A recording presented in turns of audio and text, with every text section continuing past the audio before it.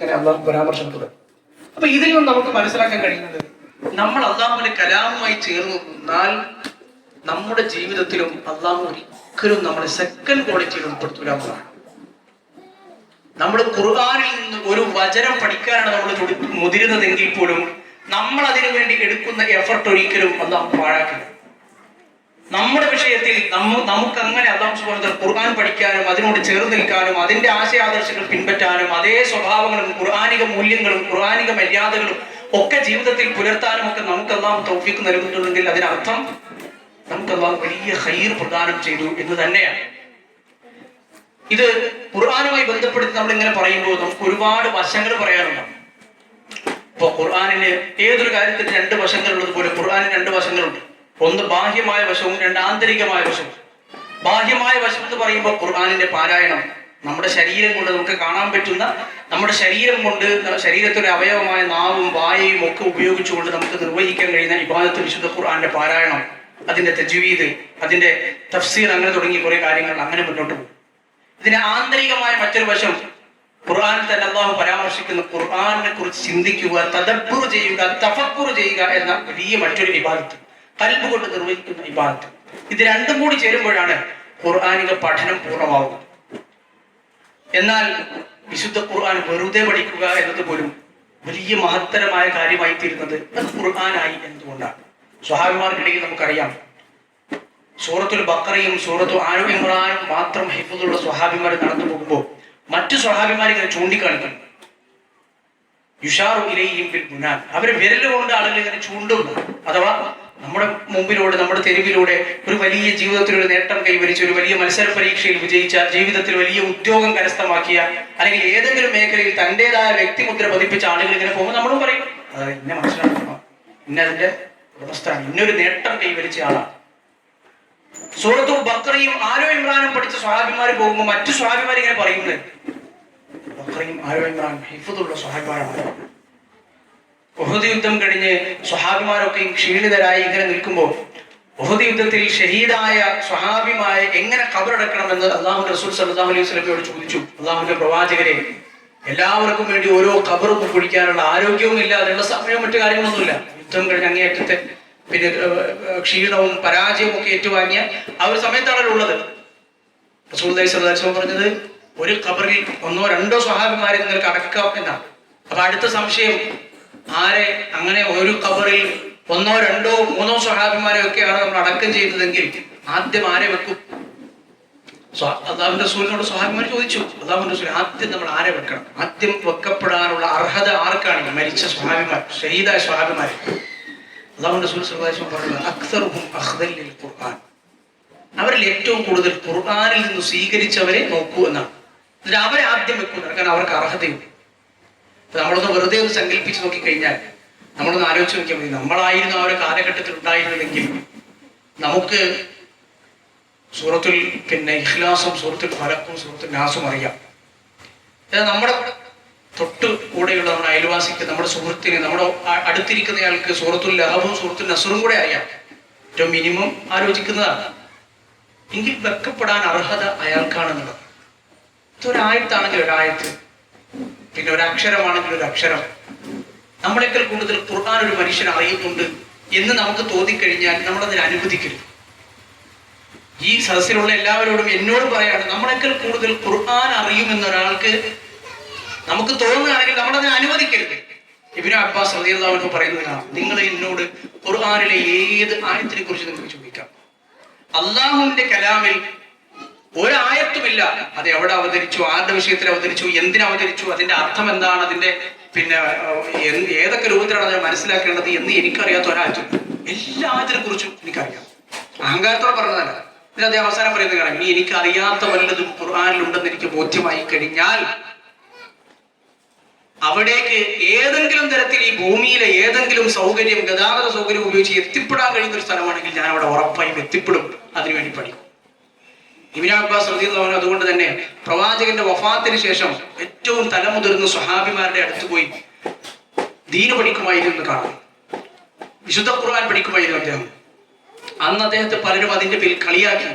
അൻസാരിയായ ഒരു മനുഷ്യൻ അദ്ദേഹത്തെ കളിയാക്കിയതും ഇബ്നു അബ്ബാസ് വളരെ ചെറുപ്പക്കാരാണ്. റസൂലുള്ളാഹി വഫാത്താകുമ്പോൾ 16 താഴെയോ വയസ്സ് മാത്രം പ്രായമുള്ള മനുഷ്യൻ. അതിന്റെ പേരിൽ കളിയാക്കി ഇത്ര വലിയ തലമുതിർന്ന സ്വഹാബിമാരൊക്കെ ജീവിച്ചിരിക്കുമ്പോൾ ഇബ്നു അബ്ബാസ്, ഇതിനോടൊക്കെ ആരെങ്കിലും ചോദിക്കോ? ഇത്ര വലിയ സ്വഹാബിമാരൊക്കെ ഉണ്ടല്ലോ, അബൂബക്കർ, ഉമർ, ഉസ്മാൻ ഒക്കെ ഉണ്ട്. ഇവരൊക്കെ ജീവിച്ചിരിക്കുമ്പോൾ ആരാ നിന്നോട് സംശയം ചോദിക്കാറുള്ളത്? അതുകൊണ്ട് നീ ഇപ്പൊ ഇത്ര വലിയ കഷ്ടപ്പെട്ട് ഇങ്ങനെ പഠിച്ചിട്ട് എന്താ കാര്യം? ജാബിർ ഇബ്നു അബ്ദുല്ലാഹ് റളിയല്ലാഹു അൻഹുവിന്റെ വീട്ടിൽ, അല്ലാഹുവിന്റെ റസൂലിന്റെ അയൽവാസി, അദ്ദേഹത്തിന്റെ വീട്ടിൽ പോയി അദ്ദേഹം ഉണരുന്നത്, ഉച്ചയുറക്കം, കൈലൂല ഉറങ്ങുന്നതും അദ്ദേഹം ആ ഉറക്കത്തിൽ നിന്ന് എഴുന്നേൽക്കുന്നതും കാത്ത് വെയിലത്ത് പൊടിക്കാറ്റ് പാറുന്ന ആ സമയത്ത് തന്റെ തലപ്പാ ഒഴിച്ചു വെച്ച് അതിന്റെ വീട്ടു പഠിക്കൽ അദ്ദേഹം കിടന്നു. എഴുന്നേറ്റ് വന്ന ജാബിർ ഇബ്നു അബ്ദുല്ലാഹ് കാണുന്നത് ഇബ്നു അബ്ബാസ്, അള്ളാഹുവിന്റെ റസൂലിന്റെ പിതൃവ്യ പുത്രൻ. അള്ളാഹുവേ, നീ ദീനിൽ ആഴത്തിൽ അവഗാഹം കൊടുക്കണമേ, അതുപോലെ തന്നെ വിശുദ്ധ ഖുർആന്റെ വ്യാഖ്യാനം പഠിപ്പിച്ചു കൊടുക്കണമെന്ന് അള്ളാഹുവിന്റെ റസൂൽ പ്രാർത്ഥിച്ച മനുഷ്യൻ തന്റെ വീട്ടിന്റെ മുമ്പിൽ തന്നിൽ നിന്ന് പഠിക്കാനായി കിടക്കുന്നു. യബ്നാമ്മി റസൂലില്ല, അള്ളാഹുവിന്റെ പ്രവാചകന്റെ പിതൃവ്യ പുത്ര, ഒന്ന് വിളിച്ച ഞാൻ അങ്ങോട്ട് വരുമായിരുന്നല്ലോ. ഇബ്നു അബ്ബാസ് നമ്മളല്ല, ഇങ്ങോട്ട് വരേണ്ടത് ഞാനാണ്, അറിയാത്തത് എനിക്കാണ്, പഠിക്കാനുള്ളത് എനിക്കാണ്, ഇങ്ങോട്ട് ഞാനാണ് വരാൻ കടപ്പെട്ടവൻ എന്ന് പറഞ്ഞു വന്നു. അങ്ങനെ പഠിച്ച അവസാനം മസ്ജിദുൻ നബവിയിൽ ഇബ്നു അബ്ബാസ് റളിയല്ലാഹുവിന്റെ സദസ്സിൽ തലമുതിർന്ന ആളുകൾ പങ്കെടുക്കുന്ന സദസ്സിൽ ഇരുന്നപ്പോ പണ്ട് കളിയാക്കിയ അൻസാരിയായ സ്വഹാബി പറഞ്ഞു എന്നാണ്, ഹാദൽ ഫതാ കാന അഅഖല മിന്നി. അന്ന് ഞാൻ കളിയാക്കി, അന്ന് ഞാൻ വിചാരിച്ചു എനിക്കാണ് കൂടുതൽ ബുദ്ധി എന്ന്. പക്ഷേ ഈ ചെറുപ്പക്കാരനായിരുന്നു എന്നേക്കാൾ കൂടുതൽ ബുദ്ധി എന്ന് എനിക്ക് മനസ്സിലായി. അതുകൊണ്ടാണ് ഉമർ ഇബ്നു ഖത്താബ് റളിയല്ലാഹു അൻഹുവിന്റെ സദസ്സിൽ, അദ്ദേഹം ഖലീഫയാവുമ്പോൾ അദ്ദേഹത്തിന് പലതരത്തിലുള്ള സദസ്സുകളുണ്ട്. അതിൽ ബദറിൽ പങ്കെടുത്ത സ്വഹാബിമാർ മാത്രം ഉൾക്കൊള്ളുന്ന സദസ്സുണ്ട്. അദ്ദേഹത്തിന് ഷൂറ ചെയ്യാൻ, കാര്യങ്ങൾ കൂടിയാലോചിക്കാൻ, തീരുമാനിക്കാൻ അദ്ദേഹത്തിന് അങ്ങനെ പലതരത്തിലുള്ള സദസ്സുകളുണ്ട്. ഉമർ റളിയല്ലാഹു ബദറിൽ പങ്കെടുത്ത ബദരീങ്ങളായ സ്വഹാബിമാർ, തലമുതിർന്ന തലനരച്ച സ്വഹാബിമാർ മാത്രം ഉൾക്കൊള്ളുന്ന സദസ്സിൽ പ്രത്യേക ക്ഷണിതാവായി ഉണ്ടായിരുന്നത് അവരിൽ പെടാത്ത ഇബ്നു അബ്ബാസ് എന്ന ചെറുപ്പക്കാരനായിരുന്നു. അതുകൊണ്ട് തന്നെ പല സ്വഹാബിമാരും നേരിട്ട് ഉമർ ചോദിച്ചിട്ടുണ്ട്, ഉമർ, ഞങ്ങൾക്കും മക്കളുണ്ടല്ലോ, ഞങ്ങൾക്കും ബദറിൽ പങ്കെടുത്ത സ്വഹാബി, ഞങ്ങൾക്കും മക്കളുണ്ട്, ആൺമക്കളുണ്ട്, ഇബ്നു അബ്ബാസിന്റെ പ്രായത്തിലുള്ള മക്കളുണ്ട്, എന്തിന് ഇബ്നു അബ്ബാസിന് മാത്രം ഇത്ര ശ്രദ്ധ? ഉമർ ഒന്നും മറുപടി പറഞ്ഞില്ല. അതിന് ഉമർ റളിയല്ലാഹു മറുപടി കൊടുത്തത്, അടുത്തൊരു ദിവസം മനഃപൂർവ്വം ഇവരൊക്കെ കൂടിയ ആ മീറ്റിംഗിലേക്ക് ഇബ്നു അബ്ബാസ് തന്നെ വിളിച്ചിട്ട് സൂറത്തുൻ നസ്റിന്റെ ഇദാ ജാഅ നസ്റുല്ലാഹി വൽ ഫത്ഹിന്റെ അർത്ഥം എന്താണ്, അതിന്റെ ശരിയായ താല്പര്യം എന്താണ്, അല്ലാഹു ആ സൂറത്ത് അവതരിപ്പിച്ചതിന് പിന്നിലുള്ള ലക്ഷ്യം എന്ന് ചോദിച്ചു. അന്ന് അവരൊക്കെ മറുപടി പറഞ്ഞിട്ടും അവസാനം പറഞ്ഞു, ഇബ്നു അബ്ബാസ്, എന്താണ് നിന്റെ അഭിപ്രായം എന്ന് ചോദിച്ചു. അപ്പൊ ഇബ്നു അബ്ബാസ് തന്നെ പറഞ്ഞു, അല്ലാഹുവിന്റെ റസൂലിന്റെ അജൽ, അല്ലാഹുവിന്റെ റസൂലിന്റെ അവധിയെടുത്തു, പ്രവാചകൻ സല്ലല്ലാഹു അലൈഹി വസല്ലമയുടെ മരണമെടുത്തു എന്നതാണ് ഈ സൂറത്തിന്റെ ഏറ്റവും കോർ, അങ്ങേയറ്റത്തെ ഇതിന്റെ ലക്ഷ്യം എന്ന് പറയുന്നത് അതാണ്. ഇദാ ജാഅ നസ്റുല്ലാഹി വൽ ഫത്ഹ് വറഅയ്ത അന്നാസ യദ്ഖുലൂന ഫീ ദീനില്ലാഹി അഫ്വാജ ഫസബ്ബിഹ് ബിഹംദി റബ്ബിക വസ്തഗ്ഫിർഹു ഇന്നഹു കാന തവ്വാബ. അങ്ങനെ ജനങ്ങൾക്ക് കൂട്ടമായി ഇസ്ലാമിലേക്ക് വന്നാൽ, പ്രവാചകരെ അതൊക്കെ ഉണ്ടായി കഴിഞ്ഞാൽ താങ്കൾ അല്ലാഹുവിനെ കൂടുതൽ തസ്ബീഹ് ചൊല്ലുക, ഫസബ്ബിഹ് ബിഹംദി റബ്ബിക, ഇസ്തിഗ്ഫാർ ചെയ്യുക എന്ന് പറയും. അതിനുശേഷമാണല്ലോ അല്ലാഹുവിന്റെ റസൂൽ സല്ലല്ലാഹു അലൈഹി വസല്ലം റൂകൂലും സുജൂദിലും സുബ്ഹാന റബ്ബിയൽ അദീം, സുബ്ഹാന റബ്ബിയൽ ആല എന്നത് മാറ്റി സുബ്ഹാനക അല്ലാഹുമ്മ റബ്ബനാ വബിഹംദിക അല്ലാഹുമ്മ ഗ്ഫിർലി എന്ന് പറഞ്ഞ തസ്ബീഹും ഇസ്തിഗ്ഫാറും ചേർന്ന പ്രാർത്ഥന കൂടുതലായി ചൊല്ലാൻ തുടങ്ങി. അപ്പൊ ഇത് ഇബ്നു അബ്ബാസ് പറഞ്ഞപ്പോൾ ഉമർ റളിയല്ലാഹു പറഞ്ഞു, നീ പറഞ്ഞതല്ലാതെ എനിക്കും ഇതിന്റെ വ്യാഖ്യാനമായി പറയാൻ പറ്റുന്നില്ല, അഥവാ അത് അംഗീകരിച്ചു എന്ന് ചോദിച്ചു. അപ്പോ ഒരു മനുഷ്യനെ വിശുദ്ധ ഖുർആൻ എന്നത് കൊണ്ടുചെന്നെത്തിക്കുന്ന ലെവൽ എന്ന് പറയുന്നത് ഒരിക്കലും, അതിലെ എത്ര ചെറിയ വിശുദ്ധ ഖുർആനുമായുള്ള ബന്ധവും അയാളെ കൊണ്ടുചെന്നെത്തിക്കുന്നത് അയാൾ പോലും മനസ്സിലാക്കാത്ത ഇടങ്ങളിലേക്കായി. കുറച്ച് കാര്യങ്ങൾ കൂടി അതിൽ പിന്നെ വിശദീകരിക്കാം. ഏതായിരുന്നാലും ഖുർആൻ നമ്മുടെ ജീവിതത്തിൽ ഒരു വഴികാട്ടിയാവുന്നത്, നമ്മൾ നേരത്തെ പറഞ്ഞതുപോലെ ഖുർആനിന്റെ ഓരോ തലങ്ങളും. ഇപ്പോ റമദാനുമായി ബന്ധപ്പെടുത്തി പല ആളുകളും ചോദിക്കാറുണ്ട്, സംശയങ്ങൾ ചോദിക്കാറുണ്ട്, ഉസ്താദേ, ഖുർആൻ കൂടുതൽ ഖത്മ ചെയ്യുന്നതാണോ റമദാനിൽ വേണ്ടത്, അതല്ല ഖുർആനിനെ കുറിച്ച് പഠിച്ച് തഫ്സീറും തജ്വീദും ഒക്കെ പഠിക്കുന്നതാണോ വേണ്ടത്? അതൊരു സംശയമാണ്. അതിൽ നമ്മൾ മനസ്സിലാക്കേണ്ട ഒരു കാര്യമാണ്. ഒന്ന്, നമ്മുടെ അവസ്ഥ നമ്മൾ ആദ്യം ഒന്ന് പരിശോധിക്കണം. നമ്മളിപ്പോ എവിടെയാണ് നിൽക്കുന്നത്? ഞാനെന്ന വ്യക്തി എവിടെയാണ്? എനിക്ക് ഖുർആൻ അക്ഷരങ്ങൾ പോലും ശരിക്ക് ഉച്ചരിക്കാൻ അറിയില്ല, അല്ലെങ്കിൽ അതിന്റെ തജ്വീദും കാര്യങ്ങളൊന്നും അറിയില്ല. പെട്ടെന്ന് ഇങ്ങനെ ഒരു അറബി പണ്ട് മദ്രസ പിടിച്ച് അതുപോലെ നോക്കിയാൽ തന്നെ അറിയും. വേറൊരാളുണ്ട് അത്യാവശ്യം തജ്വീദും കാര്യങ്ങൾ, തജ്വീദ് എന്നൊക്കെ പറയുമ്പോൾ നിങ്ങൾ വലിയ മണിക്കല് മുന്നേ അതൊന്നും നിങ്ങൾ ചിന്തിക്കണ്ട. അത്ര വലിയ മണിക്കല് മത്ത് ഇതൊക്കെ വലിയ തെറ്റൊന്നും ഉണ്ടാവുന്നില്ല. പക്ഷെ അതിന്റെ ഏറ്റവും മിനിമം ചിന്തിച്ചാൽ മതി. അക്ഷരം ശരിയായി ഉച്ചരിക്കാൻ അറിയുമെന്ന് ഏറ്റവും മിനിമമാണ് ഞാൻ പറയുന്നത്. അത് നിങ്ങൾ ചിന്തിക്കും. ഒരക്ഷരം അറബിയിൽ പഠിക്കുമ്പോൾ അതിന് രണ്ട് കാര്യങ്ങളുണ്ടാവും. ആ രണ്ടും പഠിക്കുമ്പോഴാണ് ഒരു മനുഷ്യന് ഒരു അക്ഷരം മനസ്സിലാക്കി എന്ന് പറയാൻ കഴിയും. അതിലൊന്ന് മഹ്റജാണ്. ഒരക്ഷരം എവിടെ നിന്നാണ് ഉച്ചരിക്കേണ്ടത് എന്നത് പഠിക്കണം. മഹ്റജ്, എവിടെ നിന്നാണ് അത് പുറപ്പെടുന്ന സ്ഥലം, എവിടെ നിന്നാണ് ഉച്ചരിക്കേണ്ടത് പഠിച്ചാൽ മാത്രം പോരാ. കാരണം ഒരേ സ്ഥലത്ത് നിന്ന് ഉച്ചരിക്കുന്ന പല അക്ഷരങ്ങളുണ്ടാവും. ത, ദാൽ, ത, ഇത് മൂന്നും ഒരേ സ്ഥലത്ത് നിന്നാണ്. എവിടെ നിന്നാണ് ഉച്ചരിക്കേണ്ടത് മാത്രം പഠിച്ചാൽ പോരാ, എങ്ങനെ ഉച്ചരിക്കണമെന്ന് പഠിക്കണം. അത് അറബിയിൽ സിഫത്ത് എന്ന് പറയും. അപ്പൊ ഒരു അക്ഷരം എന്ന് പറഞ്ഞാൽ അതിന്റെ മഹ്റജും സിഫത്തും, എവിടെ നിന്നാണ് ഉച്ചരിക്കേണ്ടത്, എങ്ങനെയാണ് ഉച്ചരിക്കേണ്ടത്, ഇത് മാത്രമെങ്കിലും മിനിമം ബേസിക് അറിവാണല്ലോ, ഏറ്റവും അങ്ങേയറ്റത്തെ അറിവാണ്. അപ്പൊ നമ്മൾ ആലോചിക്കുക, നമുക്ക് അതെങ്കിലും ക്ലിയർ ഉണ്ടോ? എങ്കിൽ നമുക്ക് എന്ത് ചെയ്യാം? അൽഹംദുലില്ലാഹ് പരമാവധി ജീവിതമൊക്കെ പഠിക്കാൻ ശ്രമിക്കുക. എവിടെയാണ് മണിക്കേണ്ടത്, മുന്ന മദ്ദൊക്കെ നമ്മൾ നോക്കുക, എവിടെയാണ് നിർത്തേണ്ടത്, അതൊക്കെ നമ്മൾ പരമാവധി ശ്രമിക്കാം. പക്ഷെ ബേസിക് ഇതെങ്കിലും അറിയാമെങ്കിൽ നമുക്ക് കൂടുതൽ ഖത്മ് ചെയ്യാൻ നമുക്ക് പരിശ്രമിക്കാം. പക്ഷെ ഇതുപോലെ നമുക്ക് അറിയില്ലെങ്കിൽ നമ്മൾ ചെയ്യേണ്ടതെന്ന് പറഞ്ഞാൽ ഈ റമദാന് മിനിമം എന്ത് ചെയ്യാം, നമുക്ക് കഴിയുന്നത്ര ഖുർആൻ ശരിയായി അതിന്റെ അക്ഷരങ്ങളും ആയത്തുകൾക്കും ഉച്ചരിക്കാനെങ്കിലും മിനിമം പഠിക്കുക. കാരണം ഇതുപോലെ നമ്മൾ ഈ റമദാനിൽ കുറെ ഖത്മ തീർക്കുകയാണെങ്കിൽ ഈ പറഞ്ഞ തെറ്റുകൾ, ഒരേ അക്ഷരം പലപ്പോഴും മാറ്റിയായിരിക്കും ഇതുണ്ടാവാം, അർത്ഥം മാറുന്നത് നമുക്ക് ഒരുപക്ഷെ ചിന്തിക്കാൻ കൂടി കഴിഞ്ഞെന്ന് വരില്ല. നമ്മൾ അങ്ങനെ ഖത്മുകൾ തീർത്തുകൊണ്ടേയിരിക്കും. അപ്പോൾ അതിനേക്കാൾ നല്ലത് ഈ റമദാൻ എന്ത് ചെയ്യാം, ആ ബേസിക് കാര്യങ്ങളും ഒന്ന് സെറ്റാക്കാം. അടുത്ത റമദാൻ നമുക്ക് എന്ത് ചെയ്യാം, കുറേ ഖത്മുകൾ ചെയ്യാം. അപ്പോൾ നമ്മളെ സംബന്ധിച്ചിടത്തോളം ഏറ്റവും ശ്രേഷ്ഠകരമായത് ആദ്യം മുതൽ പഠിക്കുക എന്നുള്ളതായിരിക്കും. അത് അറിയാത്ത ആൾക്കാർ അത്യാവശ്യമൊക്കെ അറിയാം, കുഴപ്പങ്ങളൊന്നും ഇല്ല. ഒരു പിന്നെ ഖുർആനൊക്കെ പഠിച്ച തജ്വീദൊക്കെ അറിയുന്ന ഒരു മനുഷ്യന് മുമ്പിൽ പോയി ജസ്റ്റ് ഒന്ന് ഓതി കൊടുക്കാൻ പറഞ്ഞാൽ ചെറിയ ചെറിയ തെറ്റുകൾ അബദ്ധങ്ങളൊക്കെ ഉള്ളൂ എങ്കിൽ നമ്മൾ മാക്സിമം ചെയ്യുക, മാക്സിമം തെറ്റുകൾ തിരുത്താനും ശ്രമിക്കുക, അതോടൊപ്പം ഖത്മുകൾ പൂർത്തീകരിക്കാനും നമ്മൾ ശ്രമിക്കാവുന്നതാണ്. എന്നാൽ ഇതിനേക്കാൾ അപ്പുറത്ത് നമ്മൾ നേരത്തെ പറഞ്ഞത് ഇതൊക്കെ ഖുർആന്റെ പാരായണവുമായി ബന്ധപ്പെട്ട വശങ്ങളാണ്. ഖുർആൻ എന്നതിന്റെ മഹത്വം ഏറ്റവും കൂടുതൽ വലുതാവുന്നത് ഖുർആൻ വെറുതെ ഒരാൾ അർത്ഥമൊന്നും അറിയാതെ തന്നെ വെറുതെ ഒരാൾ പാരായണം ചെയ്താൽ പോലും അതിൽ കൂലിയുണ്ട് എന്നതുകൊണ്ടാണ്. ഖുർആൻ അത്രയേറെ വലിയ മഹത്വമുണ്ട്. ഒരാൾ ഒന്നും അറിയില്ല, ഖുർആൻ ഒന്നും അറിയാത്തൊരു മനുഷ്യൻ ജീവിതത്തിൽ ആദ്യമായി ഖുർആൻ ഓതുന്ന ഒരു മനുഷ്യനാണെങ്കിൽ പോലും പ്രവാചകൻ സല്ലല്ലാഹു അലൈഹി വസല്ലം പറഞ്ഞതുപോലെ ഒരു ഹർഫിന് 10 കൂലിയുണ്ട്, അർത്ഥം അറിഞ്ഞാലും ഇല്ലെങ്കിലും. കാരണം അത് അള്ളാഹുവിന്റെ കലാമാണ് എന്നുള്ളതാണ്. അള്ളാഹുവിന്റെ കലാമിന് അതിൻ്റെതായ സവിശേഷതയുണ്ട്. അത് വെറുതെ ചൊല്ലിയാൽ വെറുതെ ഓതിയാൽ പോലും ഒരു കൂലിയുണ്ട്. എന്നാൽ അതിന് അർത്ഥം അറിയുമ്പോൾ, ആശയം അറിയുമ്പോൾ, ഖുർആൻ ഇറക്കിയതിന് പിന്നിൽ ലക്ഷ്യം തന്നെ അതാണ്. ഖുർആൻ ഇറക്കിയതിന് പിന്നിലുള്ള ലക്ഷ്യം തന്നെ മനുഷ്യന്മാർ ഇതിങ്ങനെ കുറെ അറബി വാക്യങ്ങൾ ഇങ്ങനെ ഉരുവിട്ടുകൊണ്ടിരിക്കുക എന്നതല്ലല്ലോ. കുറെ അറബി വാചകങ്ങൾ ഇങ്ങനെ ജൽപ്പിച്ചുകൊണ്ടിരിക്കുക, ഇങ്ങനെ നാവ് കൊണ്ട് ഇങ്ങനെ പ്രവർത്തിപ്പിച്ചുകൊണ്ടിരിക്കുക എന്നതല്ലല്ലോ ഖുർആൻ ഇറക്കിയതിന് പിന്നിലുള്ള ലക്ഷ്യം. നേരെ മറിച്ച് ഖുർആൻ ഇറക്കിയതിന് പിന്നിലുള്ള ലക്ഷ്യം അത് നമ്മുടെ നാവിലൂടെ കടന്നു പോകുന്ന അതേ സമയത്ത് തന്നെ നമ്മുടെ ഉള്ളിലൂടെ ഇങ്ങനെ കടന്നു പോകണമെന്നാണ്. അത് നമ്മുടെ ഉള്ളിലൂടെ ഇങ്ങനെ കടന്നു പോകുമ്പോൾ സ്വാഭാവികമായിട്ടും നമ്മുടെ നടത്തത്തിലും ഇരുത്തത്തിലും നമ്മൾ ഒരാളോട് പുഞ്ചിരിക്കുന്ന പുഞ്ചിരിയിൽ പോലും ഖുർആൻ കടന്നു വരും. റസൂലുള്ളാഹി സ്വല്ലല്ലാഹു അലൈഹി വസല്ലം ഇസ്ലാമികളൊക്കെ ആദ്യമായി പിഴച്ചുപോയ ഖവാരിജുകൾ, അവരെ കുറിച്ച് പറഞ്ഞ അവരുടെ ഒരു വിശേഷണമാണ്, അവരുടെ ഒരു മോശപ്പെട്ട സ്വഭാവം എന്നൊക്കെ പറഞ്ഞതാണ്. അവർ ഇങ്ങനെ പ്രവാചകർ പല രൂപത്തിൽ അവരെ കുറിച്ച് താക്കീത് നൽകിയിട്ടുണ്ട്. ഇങ്ങനെ ആളുകളൊക്കെ വരും, നല്ല അടിപൊളി ഇബാദത്തൊക്കെ ചെയ്യുന്ന ആളുകളായിരിക്കും അവർ, നിസ്കാരത്തഴമ്പും കാര്യങ്ങളൊക്കെ ഉള്ള ആളുകൾ. അഥവാ പുറമെ നോക്കിക്കഴിഞ്ഞാൽ വളരെ വലിയ ഇബാദത്തുകൾ ചെയ്യുന്ന, വളരെ പിന്നെ അത്യധികം ആഴത്തിൽ ദീൻ മനസ്സിലാക്കിയ ആളുകൾ തോന്നും. ഖുർആൻ, അവർ ഖുർആൻ അധികമായി പാരായണം ചെയ്യും. റസൂലുള്ളാഹി സ്വല്ലല്ലാഹു അലൈഹി വസല്ലം പറഞ്ഞു, പക്ഷെ അവരുടെ പ്രശ്നം അത് ഇതിന് താഴേക്കാണ്, അഥവാ ഹൃദയത്തിലെത്തില്ല. കുറെ ശബ്ദങ്ങളായി മാത്രം വിശുദ്ധ ഖുർആൻ ഇങ്ങനെ പാരായണം ചെയ്യും, ഒരുപാട് പാരായണം ചെയ്യുന്ന ആളുകൾ. അലി റളിയല്ലാഹു അൻഹു ഖവാരിജികളുമായിട്ട് യുദ്ധം ചെയ്യാൻ പോയപ്പോൾ അതുകൊണ്ട് അദ്ദേഹം പേടിച്ചു. അപ്പുറത്ത് നിൽക്കുന്ന ആളുകളൊക്കെ ഉണ്ട്, കാരണം ഇത്രമാത്രം നല്ല ഇസ്ലാമികമായ വസ്ത്രദാനം ധരിച്ച് നല്ല ഇബാദത്തുകളിൽ ഏർപ്പെടുന്ന ഖുർആൻ ഓതുന്ന ആളുകളൊക്കെ അപ്പുറത്ത്. പക്ഷെ അവരെ വാദം ഇപ്പുറത്തുള്ള അള്ളാഹുവിന്റെ റസൂലിന്റെ കൂടെ ജീവിച്ച സ്വഹാബിമാരടക്കമുള്ള ആളുകൾ കാഫിറുകളാണ് എന്ന്. അതുകൊണ്ടുണ്ടായ ഒരുപാട് സംഭവങ്ങൾ നമുക്കത് കാണാൻ കഴിയും. ഖുർആൻ ഇങ്ങനെ പൊക്കിപ്പിടിച്ച് ഖുർആന്റെ ആയത്തുകൾ എടുത്തു വെച്ചിട്ട് അതിനെ ദുർവ്യാഖ്യാനിച്ച അവസാനം ശരിയായ അറിവില്ലാത്തത് കൊണ്ട് വലിയ അബദ്ധങ്ങളിൽപ്പെട്ടു പോയ ആളുകൾ. ഇബ്നു മസ്ഊദ് റളിയല്ലാഹു അൻഹുവിന്റെ അടുത്തേക്ക് അങ്ങനെ ഒരു മനുഷ്യൻ വന്നപ്പോൾ ഞാനൊന്ന് ഓതിത്തട്ടെന്ന് വെച്ചു. ഇബ്നു മസ്ഊദ് റളിയല്ലാഹു അൻഹു പറഞ്ഞത്, ഓത് പോലും വേണ്ടാണ്, നിന്റെ ഓത്ത് എനിക്ക് കേൾക്കാൻ താല്പര്യമില്ല എന്നാണ് ഇബ്നു മസ്ഊദ് പറഞ്ഞത്. കാരണം അത്രമാത്രം പിഴച്ചുപോയ ആളായി മാറി.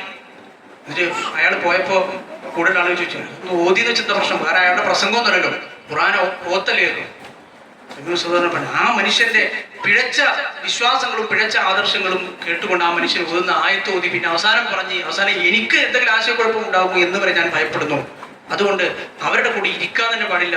റസൂലുള്ളാഹി സ്വല്ലല്ലാഹു അലൈഹി വസല്ലം നേരത്തെ മുന്നറിയിപ്പ് നൽകിയതാണ്, അവരോട് യുദ്ധം ചെയ്യണം, അവർ ശരിയായ ദീൻ മനസ്സിലാക്കിയ ആളുകളല്ല, മുസ്ലിങ്ങളെ തന്നെ കൊന്നൊടുക്കുന്ന സ്വഹാബിമാർക്കെതിരെ വാളും പരിചയവും കുന്തവുമായി വന്ന ആളുകളാണ്.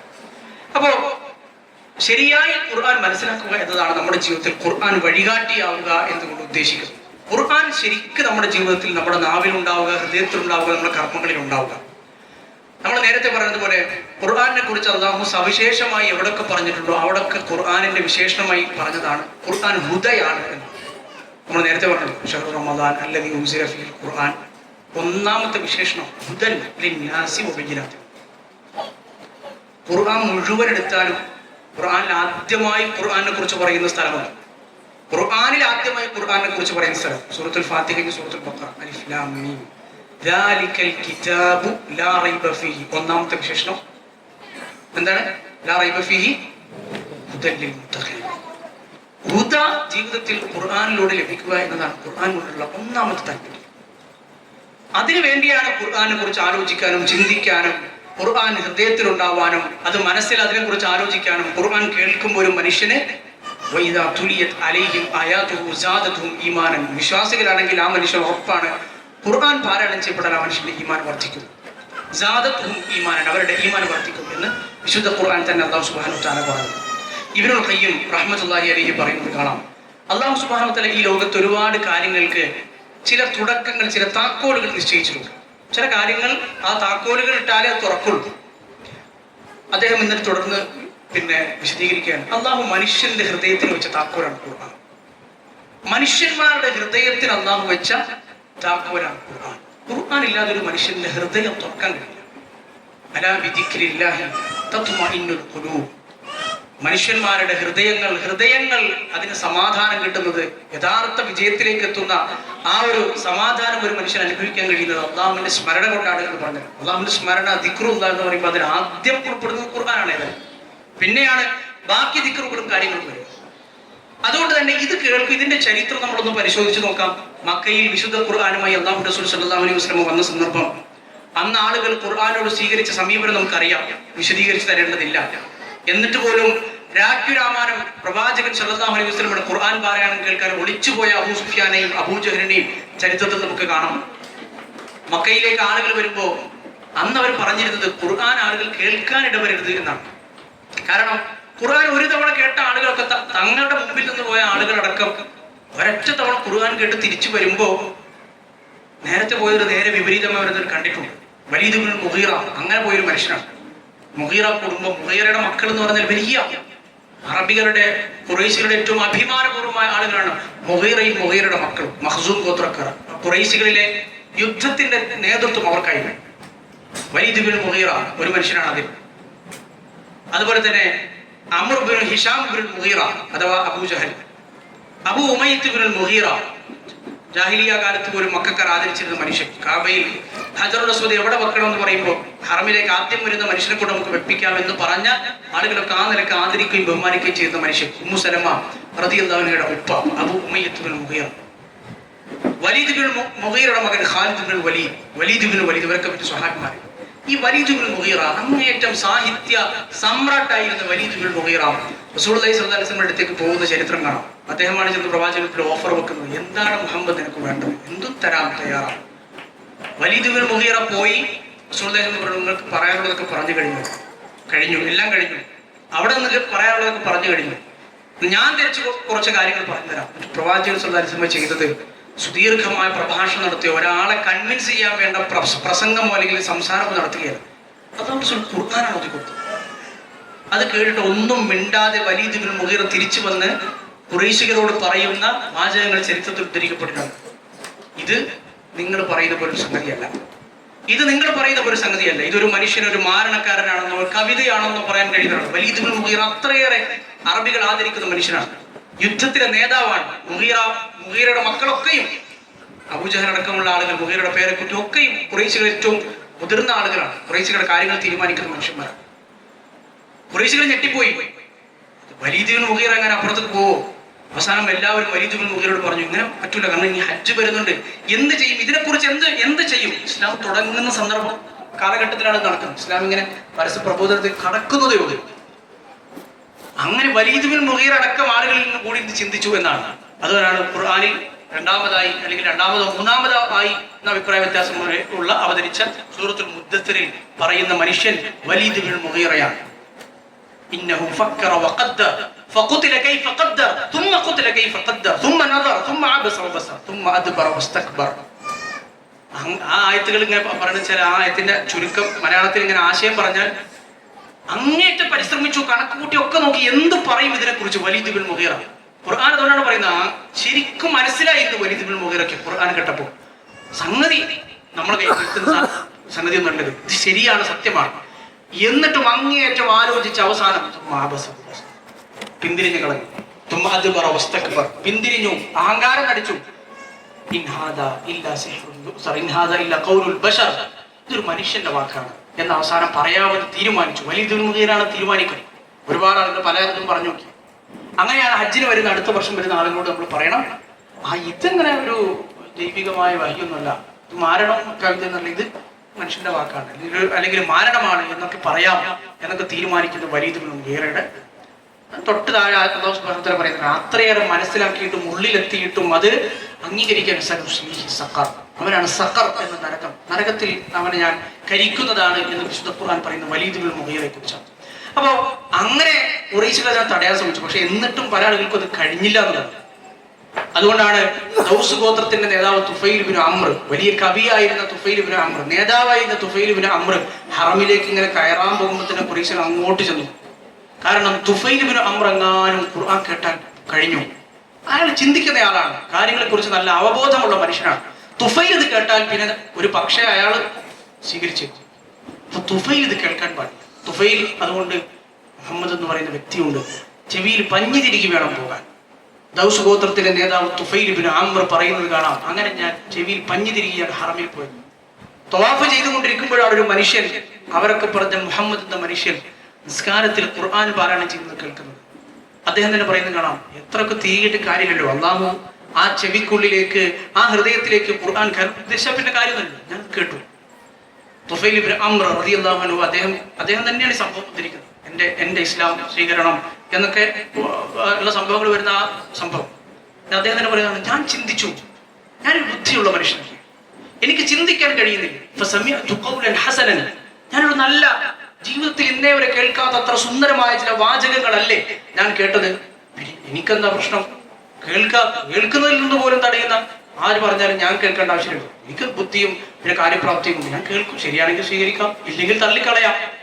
അങ്ങനെ മുഹമ്മദ് റസൂലുള്ളാഹി സ്വല്ലല്ലാഹു അലൈഹി വസല്ലം പിന്തുടർന്ന് പോയി. വീട്ടിലെത്തി റസൂലുള്ളാഹി സ്വല്ലല്ലാഹു അലൈഹി വസല്ലം വീട്ടിൽ കയറി ചോദിച്ചു. പ്രവാചകൻ പിന്നാലെ പോയതാണ്. അല്ലയോ മുഹമ്മദ്, എന്താണ് നിങ്ങൾക്ക് പറയാനുള്ളത്? ഞാനിങ്ങനെ നിന്നപ്പോൾ അത്രയേറെ സുന്ദരമായ ചില വാചകങ്ങൾ എനിക്ക് കേൾക്കാൻ എനിക്ക് ചെവിയിൽ പഞ്ഞിതിരിക്കുകയാണ് വന്നത്, എന്നിട്ട് ഞാൻ കേട്ടു. അതുകൊണ്ട് നിങ്ങൾ എന്താണ് പറയുന്നത് എന്ന് എനിക്ക് പറഞ്ഞു തരണം. ആ ഹദീസിൽ കാണാം, അല്ലാഹു റസൂൽ സ്വല്ലല്ലാഹു അലൈഹി വസല്ലം അദ്ദേഹം പറഞ്ഞു, എന്റെ മുമ്പിൽ ഇസ്ലാമിനെ കുറിച്ച് പരിചയപ്പെടുത്തി. എന്താണ് ഇസ്ലാം എന്ന് പരിചയപ്പെടുത്തി. ഖുർആൻ എനിക്ക് ഓതി തന്നു. ഫലാ വല്ലാഹി മാ സമിഅതു ഖൗലൻ ഖത്തു അഹ്സന മിൻഹു. അതിനേക്കാൾ ഭംഗിയുള്ള ഒരു കാര്യത്തെ, അതിനേക്കാൾ സുന്ദരമായ ഒരു വാചകങ്ങളെ ഞാൻ എൻ്റെ ജീവിതത്തിൽ കേട്ടിട്ടില്ല. അതിനേക്കാൾ നീതിപൂർവ്വം, അതിനേക്കാൾ ചൊവ്വായ വാചകങ്ങളെ ഞാൻ കേട്ടില്ല. ഞാൻ ഇസ്ലാം സ്വീകരിച്ചു എന്ന് തുഫൈൽ ബിൻ അംർ പറയുന്നത് കാണും. ഇത് ഇസ്ലാമിന്റെ തുടക്ക കാലഘട്ടത്തിലുള്ള കാര്യമാണ്. ഇതേ തുഫൈൽ ബിൻ അംർ പിന്നെയും പോയി അദ്ദേഹത്തിന്റെ ഗോത്രത്തിലേക്ക് പോയി. എന്നിട്ട് ആ ഗോത്രക്കാർ ആരും ഇസ്ലാം സ്വീകരിച്ചില്ല, ദൗസ് ഗോത്രം. പിന്നെ റസൂലുള്ളാഹി സ്വല്ലല്ലാഹു അലൈഹി വസല്ലം അടുത്ത് വന്ന് പറയുന്നതൊക്കെ ചരിത്രത്തിലുണ്ട്, അത് വേറെ കാര്യം. അതേ ഗോത്രത്തിലാണ് അവസാനം പിന്നെ അബൂ ഹുറൈറ റളിയല്ലാഹു അൻഹു ഉണ്ടാവുന്നത്. അദ്ദേഹം ദൗസ് ഗോത്രക്കാരനാണ്. പിന്നെ കുറെ കാലം കഴിഞ്ഞ് മദീനയിലെത്തി ഹിജ്റയൊക്കെ കഴിഞ്ഞ് അവർ ഇസ്ലാം സ്വീകരിച്ച് തുഫൈൽ ബിൻ അംർ എന്ന മനുഷ്യൻ, അന്ന് മക്കയിൽ നിന്ന് പോയ മനുഷ്യൻ, പിന്നെ വർഷങ്ങൾക്ക് ശേഷം 80ഓളം ദൗസ് ഗോത്രത്തെ കുടുംബങ്ങളുമായി റസൂലിന്റെ അടുത്ത് വന്നു, മുസ്ലിങ്ങളായി വന്നു. അതിലാണ് അബൂ ഹുറൈറ റളിയല്ലാഹു അൻഹു അടക്കമുള്ളവർ ഉണ്ടായിരുന്നത്. ഇങ്ങനെ ഖുർആൻ നമ്മുടെ ജീവിതത്തിൽ ചിലപ്പോ ഏത് രൂപത്തിലാണ് നമ്മുടെ ജീവിതത്തിലേക്ക് ഖുർആൻ ഒരു വഴി വെളിച്ചവുമായി വരുന്നത് എന്ന് പറയാൻ കഴിയില്ല. ഒരുപക്ഷെ നമ്മൾ കേൾക്കേണ്ടെന്ന് വിചാരിച്ചാൽ ചിലപ്പോൾ ഖുർആൻ നമ്മളെ ചിലതൊക്കെ നമ്മൾ കേട്ടു എന്ന് വരും. പക്ഷെ ആ ഒരു അവസരം നമ്മൾ ഉപയോഗപ്പെടുത്തുന്നുണ്ടോ ഇല്ലയോ എന്നുള്ളത് പ്രധാനമാണ്. അത് കഴിഞ്ഞിട്ടും പിന്നെയും നമ്മൾ ഖുർആനിന് മുമ്പിൽ നമ്മുടെ ചെവികളിൽ പഞ്ഞി തിരികാനാണ് ശ്രമമെങ്കിൽ പിന്നെ ബാക്കിയുള്ള ഉത്തരവാദിത്തങ്ങൾ മുഴുവൻ, അതിന്റെ പ്രത്യാഘാതങ്ങൾ മുഴുവൻ നമ്മൾ ഏറ്റെടുക്കേണ്ടി വരുമെന്ന് ചുരുക്കം. ജാഹിലിയ കാലത്ത് ജീവിച്ചിരുന്ന നല്ലൊരു മനുഷ്യനായിരുന്നു മുത്തഇം ബിൻ അദി. അല്ലാഹു റസൂൽ സ്വല്ലല്ലാഹു അലൈഹി വസല്ലം കുടുംബ ബന്ധമുണ്ട്, ഖുറൈശിയാണ്. മക്കക്കാരൊക്കെ കൂടി പ്രവാചകനെയും ബനുൽ മുത്തലിബ് കുടുംബത്തെയും അതുപോലെ തന്നെ പ്രവാചകൻ സ്വല്ലല്ലാഹു അലൈഹി വസല്ലമയുടെ ഏറ്റവും അടുത്ത കുടുംബത്തെയും ഒക്കെ ഷിയാബു അബി താലിബ് എന്ന് പറയുന്ന താഴ്വരയിൽ പട്ടിണിക്കിട്ട് ഉപരോധം ഏർപ്പെടുത്തി, ഒരു കച്ചവടം ചെയ്യാൻ പാടില്ല, ആരും അവരുമായി വിവാഹബന്ധത്തിൽ ഏർപ്പെടാൻ പാടില്ല, ഒരു ബന്ധവും പാടില്ല എന്ന് പറഞ്ഞ സമയത്ത് കാബയിൽ കെട്ടിത്തൂക്കിയ ആ കരാർ അത് കീറിയെറിയാൻ മുന്നിൽ നിന്നയാളാണ് മുത്തഇം ഇബ്നു അദി. റസൂലുള്ളാഹി സ്വല്ലല്ലാഹു അലൈഹി വസല്ലം ത്വായിഫിലേക്ക് പോയിട്ട് തിരിച്ചു വരുമ്പോൾ അല്ലാഹുവിന്റെ റസൂലിന് അഭയം, തിരിച്ചു മക്കയിൽ അഭയം കൊടുത്തയാളാണ് മുത്തഇം ഇബ്നു അദി. പക്ഷേ അയാൾ ഇസ്ലാം സ്വീകരിച്ചില്ല. ബദർ യുദ്ധം കഴിഞ്ഞു. മുത്തഇമിന്റെ മകൻ ജുബൈർ ഇബ്നു മുത്തഇം ബദറിൽ പങ്കെടുത്ത ആളുകളുടെ അവരുടെ മോചന ദ്രവ്യവുമായി അല്ലാഹുവിന്റെ റസൂലിന്റെ മുമ്പിലെത്തി. അല്ലാഹുവിന്റെ റസൂലിന്റെ മുമ്പിലെത്തി ഖുറൈശികളുടെ പ്രതിനിധിയായി വന്നു. ബദറിൽ പങ്കെടുത്ത ആളുകൾക്ക് പകരം മോചന ദ്രവ്യം കൊടുത്ത് അവരെയൊക്കെ മോചിപ്പിച്ചു കൊണ്ടുപോകാൻ വേണ്ടിയാണ് വരുന്നത്. അന്ന് റസൂലുള്ളാഹി സ്വല്ലല്ലാഹു അലൈഹി വസല്ലം മുത്തഇം ഇബ്നു അദീനെ കുറിച്ച് പറയുന്നത് കാണാം. ലൗ കാനൽ മുത്തഇം ഇബ്നു അദി ഹയ്യൻ, ഇന്നെങ്ങാനും മുത്തഇം ഇബ്നു അദി ജീവിച്ചിരിപ്പുണ്ടായിരുന്നെങ്കിൽ ഈ ബദറിൽ ഇസ്ലാമിന്റെ ആദ്യത്തെ അതിനിർണായകമായ യുദ്ധത്തിൽ പിടിച്ചെടുത്ത കൊടിയ ശത്രുക്കളുടെ വിഷയത്തിൽ മുത്തഇം എങ്ങാനും എന്നോട് പറഞ്ഞിരുന്നെങ്കിൽ ഇവരെ വെറുതെ വിട്ടയക്കണമെന്ന് പറഞ്ഞിരുന്നില്ല, തറത്തുകും, ഞാൻ അവരെ വെറുതെ വിടുമായിരുന്നു. അത്രത്തോളം ബന്ധമുണ്ടായിരുന്നു മുത്തഇം. അദ്ദേഹത്തിന്റെ മകൻ ജുബൈർ ഈ മോചനദ്രവ്യവുമായി വന്നു. അയാൾ മദീനയിലെത്തിയപ്പോൾ അന്ന് റസൂലുള്ളാഹി സ്വല്ലല്ലാഹു അലൈഹി വസല്ലമയുടെ കൂടെ അവിടെ കുറച്ച് സമയം തങ്ങണമല്ലോ, സംസാരിക്കണം, മോചനദ്രവ്യം കൊടുക്കണം, ഈ തടവുകാരായി പിടിക്കപ്പെട്ടവരെ മോചിപ്പിച്ച് മക്കയിലേക്ക് കൊണ്ടുപോകണം. അന്ന് മഗ്രിബ് നമസ്കാരത്തിൽ അല്ലാഹുവിന്റെ റസൂൽ സ്വല്ലല്ലാഹു അലൈഹി വസല്ലം പാരായണം ചെയ്തത് വിശുദ്ധ ഖുർആനിലെ സൂറത്തു തൂർ എന്ന അധ്യായമായി. സൂറത്തു തൂർ, സൂറത്തു തൂറിന്റെ 2.5 പേജുണ്ട്. അതിലെ അവസാനത്തെ പേജിൽ അല്ലാഹു സുബ്ഹാനഹു വ തആല ഒരു ചോദ്യം ചോദിക്കുന്നത് കാണാം. വിശുദ്ധ ഖുർആനിൽ വിശിഷ്യ തീർത്തും ദൈവമില്ല എന്ന് പറയുന്നവരെ ചിന്തിപ്പിക്കുന്ന ഒരു അപൂർവം ചില ചോദ്യങ്ങളിലൊന്നാണ്. കാരണം ഖുർആൻ ഇറങ്ങുന്ന കാലത്ത് നിരീശ്വരവാദികളെന്ന ഒരു ഇതില്ലായിരുന്നല്ലോ, മുശ്രിക്കീങ്ങളായിരുന്നല്ലോ ഉണ്ടായിരുന്നത്. അപ്പോ വിശുദ്ധ ഖുർആന്റെ ആ ഒരു ചോദ്യം ജുബൈർ ഇബ്നു മുത്തഇം കേട്ടു. റസൂലുള്ളാഹി നമസ്കാരത്തിൽ ഓതാണ് അം ഖുലിഖു മിൻ ഗൈരി ഷൈഇൻ അം ഹുമുൽ ഖാലിഖൂൻ. ഒരു തത്വശാസ്ത്രപരമായ ഒരു ചോദ്യമാണ്. അം ഖുലിഖു മിൻ ഗൈരി ഷൈഇൻ, അവർ ഇല്ലായ്മയിൽ നിന്നാണ് സൃഷ്ടിക്കപ്പെട്ടത്, അഥവാ ഒന്നുമില്ലായ്മയിൽ നിന്ന് അവരിങ്ങനെ സൃഷ്ടിക്കപ്പെട്ടു. അം ഹുമുൽ ഖാലിഖൂൻ, അതല്ല അവരെ തന്നെ സ്വയം സൃഷ്ടിച്ചുണ്ടായതാണ്. അതൊരു ചോദ്യമാണ്. കാരണം ഏതൊരു വസ്തുവാണെങ്കിലും ഒന്നുമില്ല പെട്ടെന്നൊരു സംഗതി ഉണ്ടായി, അത് അസാധ്യമാണ്. അത് ആരും അംഗീകരിക്കുന്ന സംഗതിയാണ്. ഈശ്വരവാദിയും നിരീശ്വരവാദിയും ആരും അംഗീകരിക്കുന്ന സംഗതി. ഒരു വസ്തു സ്വയം ഉണ്ടാക്കാൻ, ഞാൻ എന്നെ തന്നെ ഉണ്ടാക്കും, അതും അസാധ്യമാണ്. പിന്നെ അവിടെ ഉള്ളത് ആകെ ഒരേ ഒരു സാധ്യതയാണ്, ആ വസ്തുവിനെ ആ വസ്തുവല്ലാത്ത മറ്റൊരാൾ ഉണ്ടാക്കും. അപ്പോ ഖുർആനിന്റെ ഈ ചോദ്യം ജുബൈർ ഇബ്നു മുത്തഇം സൂറത്ത് തൂർ ഇങ്ങനെ കേട്ടു. ജുബൈർ ഇബ്നു മുത്തഇം ഇത് കേട്ടു. പിന്നെയും ആ ആയത്തിന്റെ ബാക്കി നമുക്ക് കാണാൻ കഴിയും. അവരാണോ ആകാശം ഭൂമിയൊക്കെ സൃഷ്ടിച്ചത്? പിന്നെ ബൽ ലാ യുഖിനൂൻ, അവർ ശരിക്കും വിശ്വസിക്കുന്നില്ല. അം ഇൻദഹും ഖസാഇനു റബ്ബിക അം ഹുമുൽ മുസൈത്തിറൂൻ, ലോകരക്ഷിതാവിന്റെ ഖജനാവുകൾക്ക് മനുഷ്യന്മാരുടെ കയ്യിലാണോ? ഇതൊക്കെ ആളുകളാണോ സൃഷ്ടികളാണോ നിയന്ത്രിച്ചു കൊണ്ടിരിക്കുന്നത്? അതൊക്കെ അവരുടെ കയ്യിലാണോ ഉള്ളത്, അതോ റബ്ബിന്റെ മാത്രം കയ്യിലാണോ? ഇങ്ങനെയുള്ള ആയത്തുകൾ സൂറത്ത് തൂർ അദ്ദേഹം കേട്ടു. ജുബൈർ ഇബ്നു മുത്തഇം പറയുന്നത് കാണാം. സമയത്ത് നബി സല്ലല്ലാഹു അലൈഹി വസല്ലം യഖറഉ ഫിൽ മഗ്രിബി ബിത്തൂർ, സൂറത്ത് തൂർ മഗ്രിബ് നമസ്കാരത്തിൽ പാരായണം ചെയ്യുന്നത് ഞാൻ കേട്ടു. വദാലിക അവ്വലു മാ വഖറൽ ഈമാനു ഫി ഖൽബി, എൻ്റെ മനസ്സിൽ ഈമാനിന്റെ ആദ്യത്തെ കണിക ഉണ്ടാവുന്നത് ഈ സൂറത്ത് കേൾക്കുമ്പോഴാണ്. ജുബൈർ ഇബ്നു മുത്തഇം മാത്രം മുസ്ലിം ആയിട്ടില്ല. അദ്ദേഹം പിന്നെയും കാലങ്ങൾ കഴിഞ്ഞ് ഏകദേശം 4-5 വർഷങ്ങൾ കഴിഞ്ഞ് 5 വർഷങ്ങൾ അല്ലെങ്കിൽ 6 വർഷങ്ങൾ കഴിഞ്ഞ് മക്ക ഫത്ഹിന് ശേഷമാണ് ജുബൈർ ഇബ്നു മുത്തഇം ഇസ്ലാം സ്വീകരിച്ചത്. സ്വഹാബിയായി മാറി ജുബൈർ ഇബ്നു മുത്തഇം റളിയല്ലാഹു അൻഹു. അദ്ദേഹം എന്ന് പറയുന്നത് കാദ ഖൽബി അൻ യതീർ, അന്നത്തെ മുശ്രിക്കാണ്. നമ്മുടെ സൂറത്ത് തൂറിൽ പ്രത്യേകിച്ച് ഈ ആയത്ത് ഇത് കേട്ടപ്പോൾ കാദ ഖൽബി അൻ യതീർ, എൻ്റെ ഹൃദയം പറന്നു പോകുന്നത് പോലെ എനിക്ക് തോന്നി. എൻ്റെ ഹൃദയം ഇങ്ങനെ വായുവിൽ നിൽക്കുന്നത് പോലെ, മനുഷ്യന്റെ ഹൃദയത്തിൽ അത്രയേറെ സ്വാധീനം ചെലുത്തിയതുപോലെ അവ്വലു മാ വഖറൽ ഈമാനു ഫി ഖൽബി, ഈമാനിന്റെ ആദ്യത്തെ കണിക, ആദ്യത്തെ സ്പാർക്ക് എൻ്റെ ജീവിതത്തിൽ ഉണ്ടാകുന്നത് അപ്പോഴാണ് എന്ന് ജുബൈർ ഇബ്നു മുത്തഇം പറയുന്നത് കാണാം. അപ്പോ ജാഹിലിയ കാലത്തും ഇസ്ലാമിലും അതുപോലെ തന്നെ ചരിത്രത്തിലും ഒക്കെയും ഏതൊരു മനുഷ്യനെയും അയാളുടെ ജീവിതത്തിൽ വഴി കാണിക്കുന്ന ഒന്നാണ് വിശുദ്ധ ഖുർആൻ. അവരുടെ ജീവിതത്തിൽ ചിലപ്പോൾ ഖുർആൻ എന്നുള്ളത് മുഴുവൻ എന്തായാലും ഹുദയാണെന്ന് നമുക്കറിയാം. നമ്മുടെ ജീവിതത്തിൽ നമ്മളിത് പറയുമ്പോൾ നമ്മൾ ചിന്തിക്കേണ്ടത് നമ്മുടെ ജീവിതത്തിൽ ഖുർആൻ മുഴുവനും വേണ്ട. ഖുർആനിലെ ഏതെങ്കിലും ഒരു അധ്യായം, ഏതെങ്കിലും ഒരു ആയത്ത്, ഏതെങ്കിലും ആയത്തിന് ശകലം ഇങ്ങനെ നമ്മുടെ ജീവിതത്തിൽ വഴി കാണിക്കാനായി ഉണ്ടോ എന്നുള്ളതാണ്. നമ്മൾ അങ്ങനെ ഖുർആനോട് അടുത്തിടപഴകുകയും അടുത്ത് നമ്മുടെ ഉള്ളിൽ ഖുർആൻ പ്രതിഷ്ഠിക്കുകയും അങ്ങനെ ഖുർആനിൽ നിന്ന് നമുക്ക് കിട്ടുകയും ചെയ്ത ഏതെങ്കിലും ഒരു സന്ദർഭം ഉണ്ടായിട്ടുള്ളൂ എന്നുള്ളതാണ്. മനുഷ്യന്മാർക്ക് മാത്രമല്ലല്ലോ, ജിന്നുകളെ പറ്റി സൂറത്തുൽ ജിന്നുകൾ എന്നൊരു അധ്യായം തന്നെ ഖുർആൻ. അത് തുടങ്ങുന്നത് തന്നെ നമ്മൾ ഈ പറഞ്ഞൊരു മാറ്റത്തിന്റെ കഥ പറഞ്ഞുകൊണ്ടാണ്. റസൂലുള്ളാഹി സ്വല്ലല്ലാഹു അലൈഹി വസല്ലം ത്വായിഫിൽ നിന്ന് മടങ്ങി മിനായിലേക്ക് എത്തി. ആളുകൾ ഉപദ്രവിച്ച് അവസാനം മിനായുടെ അടുത്ത് വെച്ച് മലയിടുക്കിൽ വെച്ച് നിസ്കരിക്കുമ്പോഴാണ് ജിന്നുകളിൽ നിന്നൊരു വിഭാഗം അല്ലാഹുവിന്റെ റസൂലിന്റെ നിസ്കാരത്തിലെ ഖുർആൻ പാരായണം കേൾക്കുന്നത്. അത് പറഞ്ഞുകൊണ്ടാണ് സൂറത്തുൽ ജിൻ ആരംഭിക്കുന്നത്. ഖുൽ, പ്രവാചകരെ അങ്ങ് പറയുക, ഊഹിയ ഇലയ്യ അന്നഹു ഇസ്തമഅ നഫറു മിനൽ ജിന്ന്, ജിന്നുകളിൽപ്പെട്ടൊരു സംഘം നഫർ, അവർ താങ്കളുടെ ഖുർആൻ, എന്റെ ഖുർആൻ പാരായണം കേട്ടിരിക്കുന്നു എന്ന് പ്രവാചകരെ ജനങ്ങളോട് പറഞ്ഞു. എന്നിട്ട് അവർ പറഞ്ഞത് ഫഖാലു ഇന്നാ സമിഅനാ ഖുർആനൻ അജബ. നമ്മളെ സംബന്ധിച്ചിടത്തോളം, മനുഷ്യന്മാരെ സംബന്ധിച്ചിടത്തോളം നമ്മൾ ആലോചിച്ച് നോക്കുക. സുലൈമാൻ നബിയുടെ കഥയും ഖുർആനിലെ ജിന്നുകളെ പറ്റി പരാമർശമൊക്കെ നമുക്കറിയാം. ജിന്നുകൾ എന്നുള്ള വർഗം അവർക്ക് അല്ലാഹു നൽകിയ പലതരത്തിലുള്ള കഴിവുകളെ കുറിച്ച് നമുക്കറിയാമല്ലോ. അതായത് മനുഷ്യനെ സംബന്ധിച്ചിടത്തോളം മനുഷ്യൻ അത്ഭുതപ്പെട്ടു പോകുന്ന കഴിവുകൾ ഉള്ള, ആശ്ചര്യകരമായ കായിക ശക്തിയുള്ള അള്ളാഹുവിന്റെ സൃഷ്ടി വിഭാഗമാണ് ജിന്നുകൾ. സുലൈമാൻ നബിയുടെ കഥയിൽ അല്ലാഹു സുബ്ഹാനഹു വ തആലയെ കുറിച്ചൊക്കെ പറയുന്നത് കാണാം. അവരുടെ കഴിവുകൾ, പലതരത്തിലുള്ള ജിന്നുകളെ സുലൈമാൻ നബി അലൈഹി സ്വലാമിനെ അടിമയാക്കി അള്ളാഹു കൊടുത്തിരുന്നു. മനുഷ്യന്മാർ അത്ഭുതപ്പെട്ടു പോകുന്ന, മനുഷ്യർ ഒരു പക്ഷേ ഇങ്ങനെ നോക്കിക്കഴിഞ്ഞാൽ മനുഷ്യനെ ആശ്ചര്യപ്പെടുത്തുന്ന പലതരത്തിലുള്ള കഴിവുകളുള്ള ഒരു ജീവി വർഗം ജിന്നുകൾ ആദ്യമായി ഖുർആൻ കേട്ടപ്പോഴുണ്ടായ പ്രതികരണം, അവരുടെ ആദ്യത്തെ ഖുർആൻ കേൾക്കലിന്റെ അവരുടെ പ്രതികരണം ഖുർആൻ ഉദ്ധരിച്ചു. ഇന്നാ സമിഅനാ ഖുർആനൻ അജബ. അത്ഭുതകരമായ ഒരു ഖുർആൻ, ഒരു കേൾവിയാണ് നമ്മൾ കേട്ടത്. അത്ഭുതം, അജബ്, അജബിന്റെ വാക്ക് അർത്ഥം നമുക്കൊക്കെ അറിയാം. അജബായ ഒരു ഖുർആനാണ് നമ്മൾ കേട്ടത്.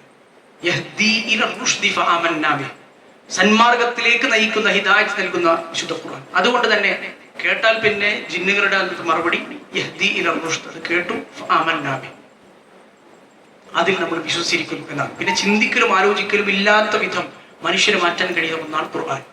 പിന്നെ വീണ്ടും ഒരു പുനരാലോചന, ഒരു വീണ്ടും വിചാരം വരാത്ത വിധം ഖുർആൻ മനുഷ്യന്മാരെ മാറ്റും എന്നാണ് എന്നതിനുള്ള വലിയൊരു തെളിവാണ്. പിന്നെ അടുത്ത പ്രതിജ്ഞ, വലൻ നുശ്രിക ബിറബ്ബിനാ അഹദ.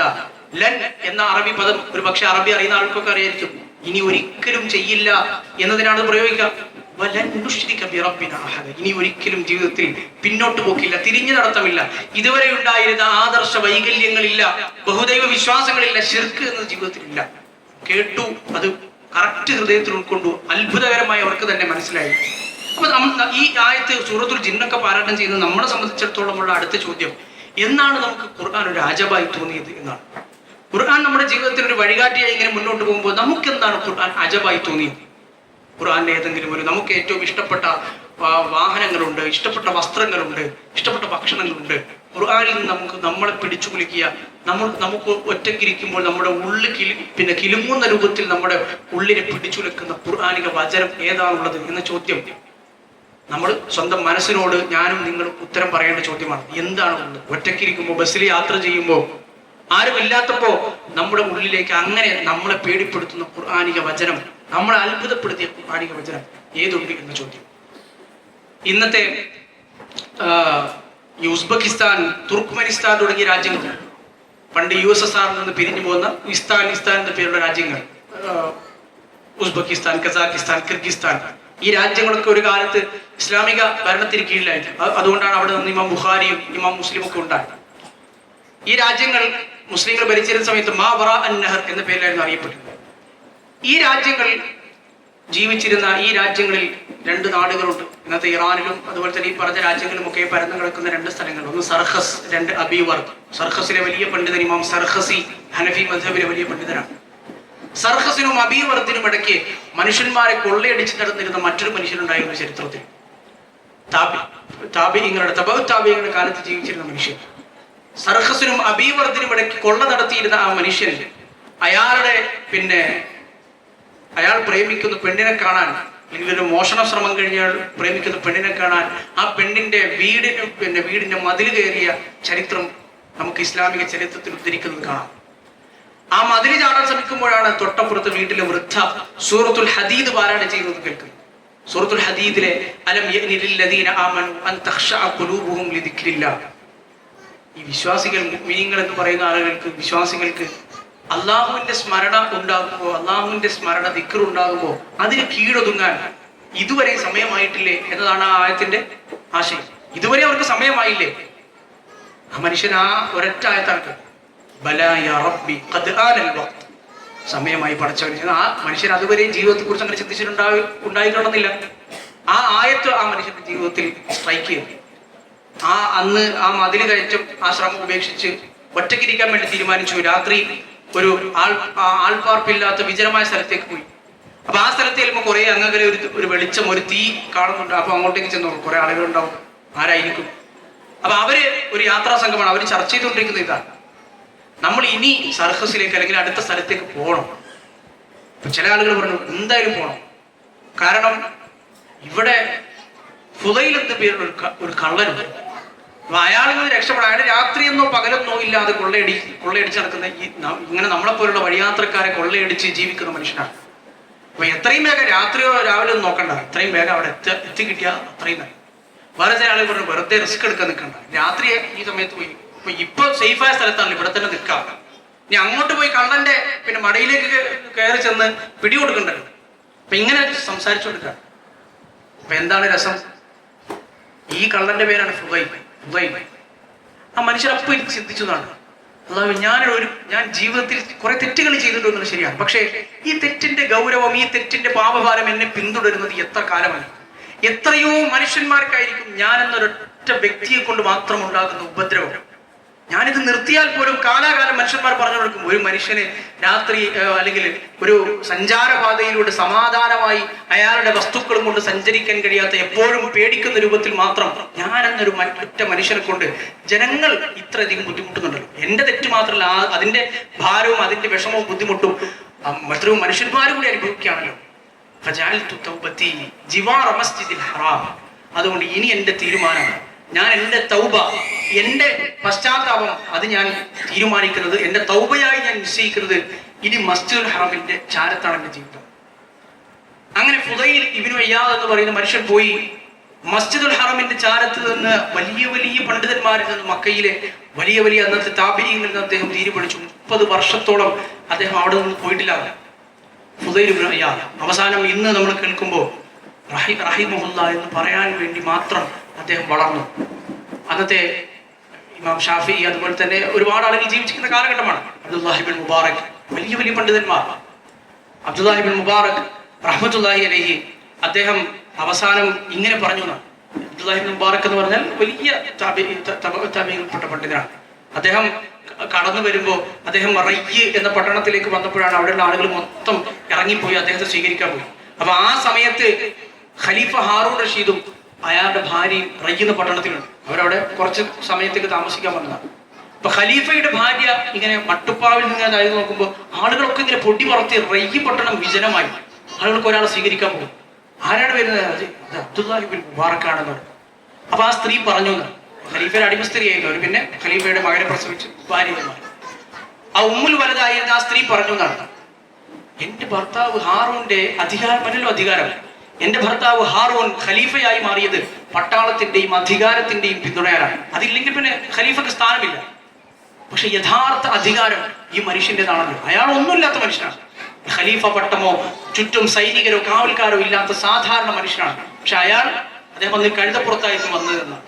അറബികൾ കഴുതപ്പുറത്ത് സഞ്ചരിക്കുന്നത് വില കുറഞ്ഞ നാടൻ ആളുകൾ, തീരെ ഇതില്ലാത്ത ആളുകൾ കഴുതപ്പുറത്ത് സഞ്ചരിക്കുക. ഒട്ടകപ്പുറത്ത് ആണ് നല്ല അറബികൾക്ക് സഞ്ചരിക്കുക. അതുകൊണ്ടാണ് റസൂലുള്ളാഹി സ്വല്ലല്ലാഹു അലൈഹി വസല്ലം കഴുതപ്പുറത്ത് സഞ്ചരിച്ചിരുന്നു എന്ന് സ്വഹാബിമാർ ഉദ്ധരിക്കാനുള്ള കാരണം. പ്രവാചകൻ വിനയമുള്ള ആളായിരുന്നു. പ്രവാചകൻ അങ്ങനെ വെള്ള കോവർ കഴുതയുണ്ടായിരുന്നു. മുഖൗഖിസ് രാജാവ് സമ്മാനിച്ച കോവർ കഴുതപ്പുറത്ത് അള്ളാഹുവിന്റെ റസൂൽ യാത്ര ചെയ്തു. കഴുതപ്പുറത്ത് പറഞ്ഞ അബ്ദുല്ലാഹിബിൻ മുബാറക്കിനെ കണ്ട് ആളുകൾ സ്വീകരിക്കാൻ പോയി. ഈ അബ്ദുല്ലാഹിബിൻ മുബാറക് റഹ്മത്തുള്ളാഹി അലൈഹി പറയുന്നത് കാണാം, മാ ബഖിയ അലാ ദഹ്രിൽ അർദി ഇന്ദി അഫ്ദല മിനൽ ഫുദൈൽ ഇബ്നു ഇയാദ്. എന്റെ അടുത്ത് ഞാൻ മനസ്സിലാക്കിയതിൽ വെച്ച് ഇന്ന് ഭൂമി ലോകത്ത് ഫുദൈൽ ഇബ്നു ഇയാദിനേക്കാൾ നല്ലൊരു മനുഷ്യൻ എനിക്കറിയില്ല. ഖലീഫ ഹാറൂൺ റഷീദ് ഭരിക്കുന്ന സമയം ഹാറൂൺ റഷീദ് മക്കയിലെ ഹജ്ജിന് വന്നപ്പോൾ തന്റെ മന്ത്രിയോട് പറഞ്ഞു, എനിക്ക് കുറച്ച് സംശയങ്ങളുണ്ട്. ആ സംശയം തീർക്കാൻ മക്കയിൽ നിന്ന് യോഗ്യനായ ഒരു പണ്ഡിതന്റെ വീട്ടിലേക്ക് കൊണ്ടുപോകും. അപ്പൊ അന്ന് അന്വേഷിച്ച് കണ്ടെത്തിയ വീട് ഫുദൈൽ ഇബ്നു ഇയാദിന്റെ വീട്. മക്കയിൽ ആരോട് ഏത് പണ്ഡിതനോട് ചോദിച്ചാലും അവസാനം എത്തുക ഫുദൈൽ ഇബ്നു ഇയാദ്. ഒരുപാട് നേരം കാത്തിരുന്നു ആ വീടിന്റെ മുമ്പിൽ ഇസ്ലാമിക ലോകത്തിന്റെ ഖലീഫ. ഒരുപാട് നേരം കാത്തിരുന്നു ഫുദൈലിന്റെ വാതിലൊന്ന് തുറന്നു കിട്ടാൻ. ഫുദൈൽ ഇബ്നു ഇയാദിനോട് റഹ്മത്തുള്ളാഹിയോട് സംശയം ചോദിച്ച അവസാനം എല്ലാം കാര്യറ്റി വന്നു. ഖലീഫ അവിടെ ഇരുന്ന് കരഞ്ഞു സ്വന്തം, കാരണം അദ്ദേഹത്തിന്റെ സംസാരശൈലി എങ്ങനെ, സംസാരം ഒന്നും ഉദ്ധരിക്കാൻ സമയമില്ല. സംസാരശൈലി എങ്ങനെയായിരുന്നു? ഖലീഫയോടായിരുന്നാലും ആരോടായിരുന്നാലും അതിന്റെ സംസാരം കേട്ടാൽ ആളുകൾക്ക് സ്വയം ജീവിതത്തിൽ മാറ്റമുണ്ടാകും. കാരണം അങ്ങനെ ഒരു പരിതസ്ഥിതിയിൽ നിന്ന് മാറി വന്ന മനുഷ്യനാണല്ലോ അദ്ദേഹം. ഖലീഫ കരഞ്ഞതാണ്. എന്നിട്ട് തൻ്റെ അടുത്തുള്ള സമ്പത്ത് മുഴുവൻ തപ്പിപ്പിടിച്ചെടുത്തു. അതൊക്കെ ഒരു കിഴിയാക്കി വന്നു. നിങ്ങൾക്ക് എന്തെങ്കിലും കടമുണ്ടോ, എന്തെങ്കിലും ആവശ്യങ്ങളോട് ഉറപ്പിട്ടാം നമ്മൾ സ്വീകരിക്കാൻ തയ്യാറായില്ല. അവസാനം ഖലീഫ എത്ര നിർബന്ധിച്ചിട്ടും സ്വീകരിക്കാൻ തയ്യാറായില്ല. ഖലീഫ കുറെ നേരം വെയിറ്റ് ചെയ്തു. കാരണം ഈ മനുഷ്യനെ, ഇങ്ങനെ ഒരു മനുഷ്യനെ എന്തെങ്കിലും തനിക്ക് കൊടുക്കാൻ കഴിയുന്ന എന്തെങ്കിലും കൊടുത്തിട്ടല്ലേ പോരാൻ കഴിയുന്നത്. അവസാനം ഖലീഫ ഇങ്ങനെ വെയിറ്റ് ചെയ്തെന്ന് കണ്ട് ഫുദൈൽ ഇബ്നു ഇയാദ് റഹ്മത്തുള്ളാഹിയുടെ വീട്ടിലെ അടിമപ്പെട്ട് പറഞ്ഞതാണ്, നിങ്ങൾ ഈ ഷെയ്ഖിനെ, ഈ വൃദ്ധനെ, നിങ്ങൾ വയസ്സായ അദ്ദേഹത്തിനാണ്, വൃദ്ധനെ ഇനിയും ബുദ്ധിമുട്ടിക്കാതെ രാത്രി അർദ്ധരാത്രിയായി എത്ര സമയം വെയിറ്റ് ചെയ്യണം, ഇത് എഴുതിട്ട് പോയിക്കൂടെ. അങ്ങനെ അടിമപ്പെട്ടിട്ട് വാക്കും കേട്ട് ഖലീഫ ഹാറൂൺ റഷീദ് അന്ന് ആ വീടിന് പുറത്തേക്ക് ഇറങ്ങിയപ്പോ ഖലീഫ തന്റെ മന്ത്രി കൂടിയായിരുന്ന, പണ്ഡിതൻ കൂടിയായിരുന്ന റജാ ഇബ്നു ഹൈവ റഹ്മത്തുള്ളാഹി അലൈഹി, അദ്ദേഹം പണ്ഡിതനുമാണ്, ഖലീഫയുടെ മന്ത്രിയുമായി, അദ്ദേഹത്തോട് പറയുന്നത് കാണാം, ഇദാ ദല്ലൽതനി അലാ റജുലിൻ ഫദുല്ലനി അലാ മിസ്ലി ഹാദാ. ഞാൻ എന്തെങ്കിലും സംശയം ചോദിച്ചാൽ, എനിക്ക് എന്തെങ്കിലും ആവശ്യമുണ്ടെങ്കിൽ, പണ്ഡിതന്മാരെ ഞാൻ ചോദിക്കുന്നെങ്കിൽ ഇങ്ങനെയുള്ള മനുഷ്യന്മാരുടെ അടുത്ത് വേണം എന്നെ നിങ്ങൾ കാണിച്ചു തരാൻ. ഹാദാ സയ്യിദുൽ മുസ്ലിമീൻ അൽ-യൗം. മുസ്ലിങ്ങളുടെ നേതാവാണ് ഈ മനുഷ്യൻ, മുസ്ലിങ്ങളുടെ സയ്യിദാണ്, ഇന്നത്തെ സയ്യിദാണ് ഈ മനുഷ്യൻ ഫുദൈൽ ഇബ്നു ഇയാദ് എന്ന് ഖലീഫ പറഞ്ഞുകൊണ്ട് ഇറങ്ങിപ്പോയി എന്ന് ചരിത്രത്തിൽ കാണും. അപ്പൊ ഒരു ഖുർആനിക വചനം ഒരു മനുഷ്യന്റെ ജീവിതത്തിൽ ഉണ്ടാക്കുന്ന ഒട്ടേറെ ഒരുപാട് പണ്ഡിതന്മാരുടെ ചരിത്രം നമുക്ക് ഇതുമായി ബന്ധപ്പെടുത്തി ഉദ്ധരിക്കാൻ കഴിയും. ഖുർആൻ എന്നത് മുഴുവൻ വഴികാട്ടിയെ നമ്മൾ പറയുമ്പോൾ അതിന് മിനിമം ചിന്തിച്ചാൽ ഖുർആൻ ഒരു ആയത്ത്, ഒരു വചനം, ഒരു പിന്നെ ചിലപ്പോ അള്ളാഹുവിനെ കുറിച്ച് വിശേഷിപ്പിക്കുന്ന ചില സംഗതികൾ. ഖുർആനിൽ സൂറത്ത് ഗാഫിർ എന്ന് പറയുന്ന അധ്യായമുണ്ട്. മുഅ്മിൻ എന്നും ഗാഫിർ എന്നും ആ അധ്യായത്തിന് പേരുണ്ട്. അത് തുടങ്ങുന്നതിന് ഗാഫിരി ദംബി വഖാബിലി തൗബി ശദീദിൽ ഇഖാബി തൗൽ എന്ന് പറയുന്ന ആയത്തുണ്ട്.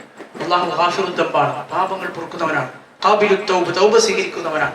അതേ സമയം തന്നെ റബ്ബ് ശദീദുൽ ഇഖാബി തൗൽ, വളരെ കഠിനമായി ശിക്ഷിക്കുന്നവനുമാണ്. ദിത്തൗൽ, അധികാരമുള്ളവനാണ്. ശിക്ഷിക്കാൻ തീരുമാനിച്ച പിന്നെ മനുഷ്യന്മാർ അള്ളാഹുവിന് മുമ്പിൽ എന്ത് ചെയ്തിട്ടും അതിന് രക്ഷപ്പെടാൻ കഴിയില്ല.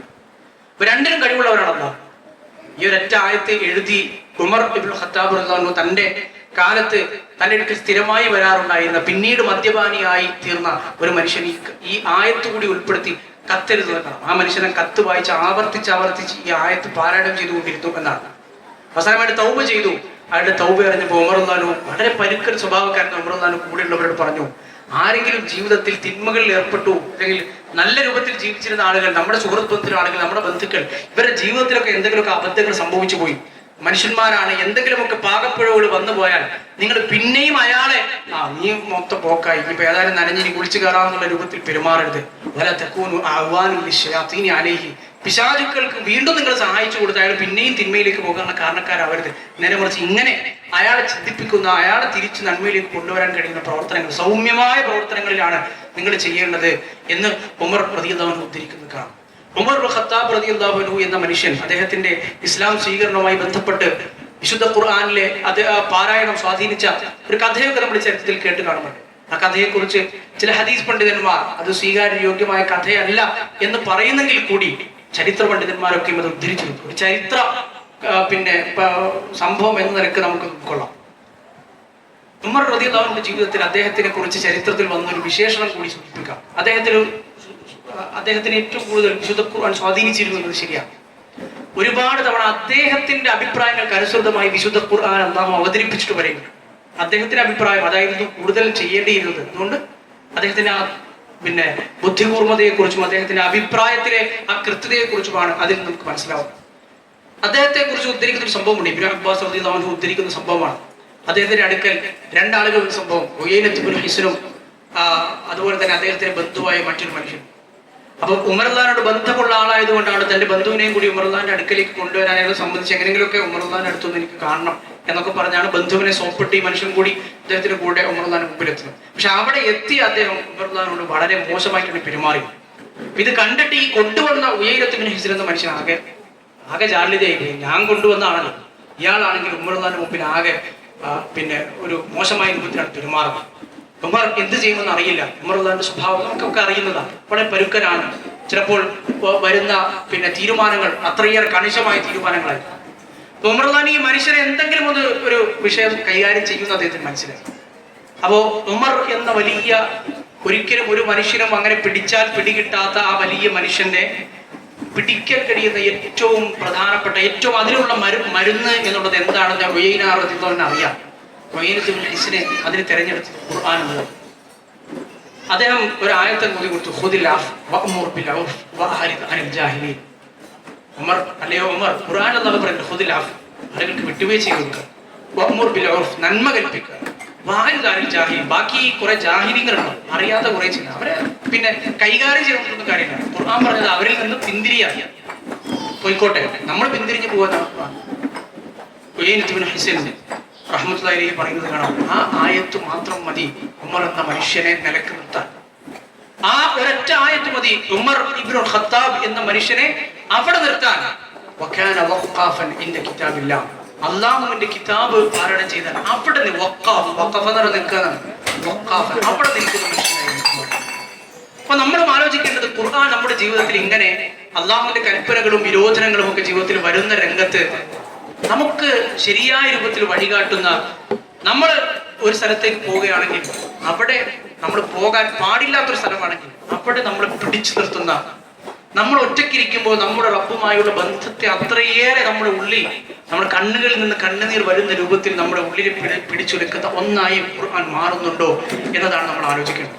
ഖുർആൻ നമ്മൾ എപ്പോഴും കേൾക്കുന്ന ഒന്നാണ്. പലപ്പോഴും ഒരാൾ ഖുർആൻ ഓതാൻ വിചാരിച്ചില്ലെങ്കിൽ കൂടി ഒരു സാധാരണ ഒരു നാടൻ മനുഷ്യൻ അതെല്ലാ നിസ്കാരം, ഇപ്പൊ 5 നിസ്കാരമില്ല, ജുമാക്കെങ്കിലും പോകണം, ജുമാക്ക് പോകുമ്പോൾ എന്തായാലും ഖുർആൻ കേൾക്കുമല്ലോ. നമ്മൾ ആലോചിക്കുക, അല്ലാഹു സുബ്ഹാനഹു വ തആല നമ്മൾ ചിന്തിക്കേണ്ടത്, നമ്മൾ ഒരുപാട് ഖുർആൻ ഒന്നും പഠിച്ചില്ലെങ്കിലും, നമ്മൾ ഒരുപാട് കാര്യങ്ങളൊന്നും പഠിക്കാനുള്ള ഒരു തൗഫീഖ് നമുക്ക് കിട്ടിയില്ലെങ്കിലും, നമ്മൾ നിത്യേന ഇടപെടുന്ന ഖുർആനിന്റെ ചില കാര്യങ്ങളുമായി നമുക്ക് ആത്മബന്ധം നമ്മൾ ഉണ്ടാക്കിയെടുക്കണം. അപ്പൊ അല്ലാഹു സുബ്ഹാനഹു വ തആല നമുക്ക് സുന്നത്താക്കി തന്ന കുറെ പാരായണം ചെയ്യൽ സുന്നത്തുള്ള കുറെ സൂറത്തുകളുണ്ട്. അതിന്റെ പ്രത്യേകത എന്താണ്? ഇപ്പൊ സൂറത്തുൽ മുൽക്ക്, സൂറത്തുൽ സജ്ദ, വെള്ളിയാഴ്ച എല്ലാവരും ഒരുമിച്ച് കൂടുന്ന വെള്ളിയാഴ്ച ഇമാമ് പാരായണം ചെയ്യൽ സുന്നത്തുള്ളതാണ് സൂറത്തുൽ ആല, സൂറത്തുൽ ഹാഷിയ. ആ ദിവസം രാവിലെ സൂറത്തുൽ സജ്ദ, സൂറത്തുൽ ഇൻസാൻ. അപ്പൊ എല്ലാ ആഴ്ചയും ഇത്, അല്ലെങ്കിൽ എല്ലാ ദിവസവും ഇത് ആവർത്തിച്ച് പാരായണം ചെയ്യണം. ഒറ്റക്കല്ല, ഈ പറഞ്ഞതൊക്കെ ഇമാമുമാരുടെ കൂടെ. അപ്പൊ അതിനർത്ഥം എന്താണ്? പാരായണം ചെയ്യുക എന്നുള്ളത് വലിയ ഒരു ഇബാദത്ത്, അതിനപ്പുറത്തേക്ക് ഒരു അർത്ഥമില്ലേ? എന്താണത്? അതായത് എല്ലാ ആഴ്ചയും ഈ മോമികൾ ഇത് കേൾക്കണം. എല്ലാ ആഴ്ചയും ഈ പുറകിൽ നിൽക്കുന്ന മനുഷ്യന്മാർ ഇത് കേൾക്കണം. അതുകൊണ്ടാണല്ലോ ഇമാമിനോട് അത് ഓതൽ സുന്നത്തായി മാറിയത്. ആ സൂറത്തിന് ഓതുന്ന പ്രാധാന്യവും അതിന്റെ ബാക്കി കാര്യങ്ങളൊക്കെ വേറെ, അതൊക്കെ ഒന്നാമത് കഴിഞ്ഞു പോയി. അതിനപ്പുറത്ത് എല്ലാ ആഴ്ചയും നമ്മൾ ആവർത്തിച്ച് കേൾക്കുന്ന കുറേ കാര്യങ്ങൾ നമ്മൾ ചിന്തിക്കേണ്ടത്, ആലോചിക്കേണ്ടത്, അതെങ്കിലും മിനിമം നമ്മുടെ ജീവിതത്തിൽ എല്ലാ ആഴ്ചയും നമ്മുടെ മനസ്സിൽ നമ്മൾ അറിയാതെ തന്നെ പതിഞ്ഞു പോയ കുറേ കാര്യങ്ങളെങ്കിലും നമ്മുടെ ജീവിതത്തിൽ നമുക്ക് വഴികാട്ടികളായി വർത്തിക്കാൻ കഴിയാം. ചുരുക്കം ചില സംഗതികളൊന്ന് സൂചിപ്പിക്കാം. സൂറത്തുൽ ആല, അല്ലാഹു സുബ്ഹാനഹു വ തആല ജീവിതത്തിൽ എന്തിനാണ് പ്രാമുഖ്യം കൊടുക്കേണ്ടത് എന്നതിനെ കുറിച്ച് പറയുന്നത്. പരലോകത്തിനാണ് ജീവിതത്തിൽ എപ്പോഴും പ്രാമുഖ്യം കൊടുക്കേണ്ടത്. നിങ്ങൾ ഈസാർ ചെയ്യുന്നത് തുസിറൂൻ, ഈ ലോകത്തെ ജീവിതത്തിനാണ്. ഇത് ഖുർആനിൽ മാത്രം അല്ലാഹു പറഞ്ഞതല്ല, അതുകൊണ്ടാണ് ബാക്കി കൂടി പറയുന്നത്. ഇത് മുൻകാല പൂർവ്വകാല വേദഗ്രന്ഥങ്ങളിലൊക്കെ ഉള്ളതാണ്, ഏടുകളിലൊക്കെ അല്ലാഹു ഉൾപ്പെടുത്തിയതാണ്. സുഹഫി ഇബ്രാഹിം വ മൂസ, ഇബ്രാഹിമിന്റെയും മൂസയുടെയും ഒക്കെ ഏടുകളിൽ അലൈഹിസ്സലാത്തു വസ്സലാം. സൂറത്തുൽ ഹാഷിയ, നമ്മുടെ പക്ഷെ അതിന്റെ അർത്ഥമൊക്കെ മനസ്സിലാക്കിയിട്ടുണ്ടാവും. പക്ഷെ നമ്മൾ ഒന്ന് ചിന്തിച്ചു നോക്കുക, അല്ലാഹു ഖുർആനിൽ പറയുന്നത് എങ്ങനെയാണ് ഒട്ടകം സൃഷ്ടിക്കപ്പെട്ടത് എന്ന് നമ്മൾ നോക്കും. നമ്മളതിന് മനസ്സിലാക്കുന്ന അന്നത്തെ അറബികളുടെ കാലത്ത് ഒട്ടകം അത്രയേറെ പ്രിയപ്പെട്ടതായിരുന്നു, പ്രദമായിരുന്നു എന്നൊക്കെ നമ്മൾ ചിന്തിക്കുന്നു. നമ്മൾ ആലോചിച്ചു നോക്കുക, അള്ളാഹുവിന്റെ സൃഷ്ടികളെ ഖുർആനിക കൽപ്പന കൊണ്ട് നമ്മൾ നിരീക്ഷിച്ച എത്ര സന്ദർഭങ്ങൾ ജീവിതത്തിൽ ഉണ്ടായിട്ടുണ്ട്. നമ്മൾ എത്രയോ തവണ സൂവിൽ പോയിട്ടുണ്ട്. സൂവിൽ പോകുമ്പോൾ ഒട്ടകങ്ങളെയും സീബ്രയെയും ജിറാഫിനെ കാണുമ്പോൾ നമുക്കുണ്ടാകുന്ന കൗതുകമുണ്ട്. അതുപോലും അത് നമ്മൾ കാണുമ്പോൾ നമുക്കൊരു പുതിയൊരു, നമ്മളിതുവരെ കാണാത്തതിനെ കണ്ടു എന്ന കൗതുകമാണ്. പക്ഷെ അതുപോലും ഖുർആൻ ബേസ് ചെയ്തുകൊണ്ട് ഞാൻ അതിനെ ചിന്തിച്ചില്ലല്ലോ എന്ന് നമ്മൾ ആലോചിക്കുമ്പോൾ അത് വലിയൊരു ചോദ്യമാണ്. നമ്മൾ അങ്ങനെ എപ്പോഴാണ് ഒരു ഒരു ജീവിയെ നമ്മൾ നോക്കിക്കണ്ടത്?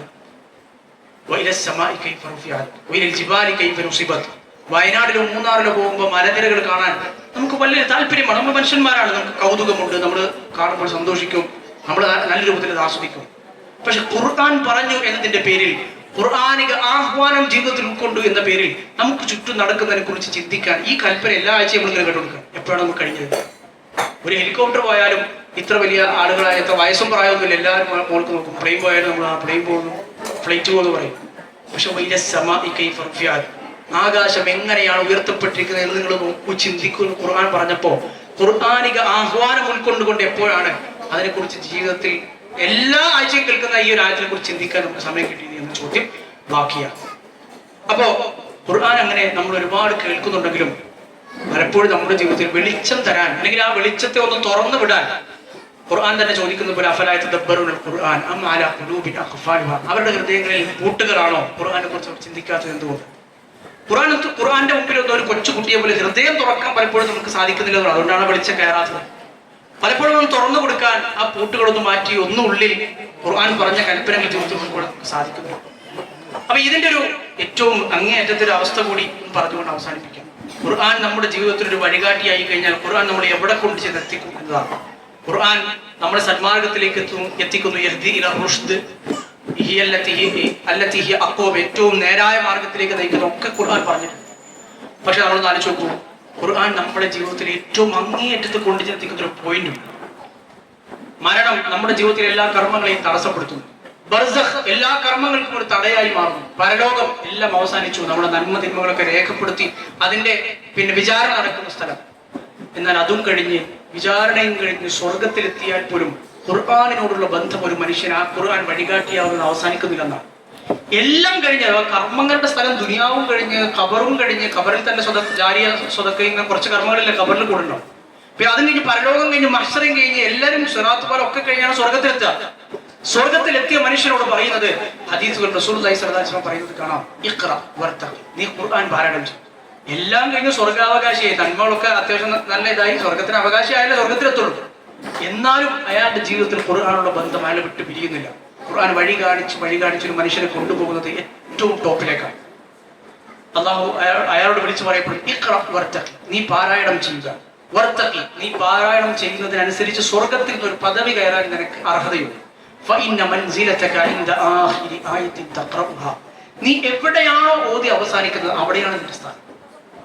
നമുക്ക് സൂറത്തുൽ ബഖറയിൽ നിന്ന് 200 ആയത്ത് അറിയാമെങ്കിൽ നമ്മുടെ തൊട്ടപ്പുറത്തുള്ള സൂറത്തിന് 201 അറിയാമെങ്കിൽ വ്യത്യാസം ചെറുതല്ല എന്ന് ചുരുക്കം.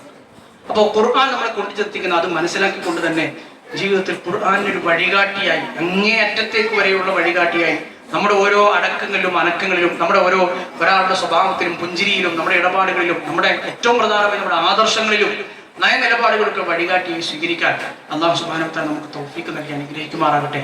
ഈ റമദാൻ കഴിയുമ്പോൾ റമദാന് മുമ്പല്ലാതെ ഖുർആനിൽ നമ്മളെ കൊണ്ട് കഴിയുന്നതിന്റെ മാക്സിമം ഖുർആന്റെ ഏതെങ്കിലും ഒരു വശം നല്ലതുപോലെ ആ ഗ്രാഫ് ഉയർത്തുന്ന ആളുകളിൽ, അങ്ങനെ നാളെ പരലോകത്ത് ഖുർആൻ ശുപാർശ ചെയ്യുന്ന, ഖുർആൻ കൈപിടിച്ചു കൊണ്ടുപോകുന്ന, ഖുർആൻ നമ്മുടെ സ്വർഗത്തിലെത്തിയാലും പദവികൾ നമുക്ക് നേടിത്തരുന്ന ആളുകളിൽ നമ്മളെ എല്ലാവരെയും അള്ളാഹു ഉൾപ്പെടുത്തി അനുഗ്രഹിക്കുമാറാകട്ടെ.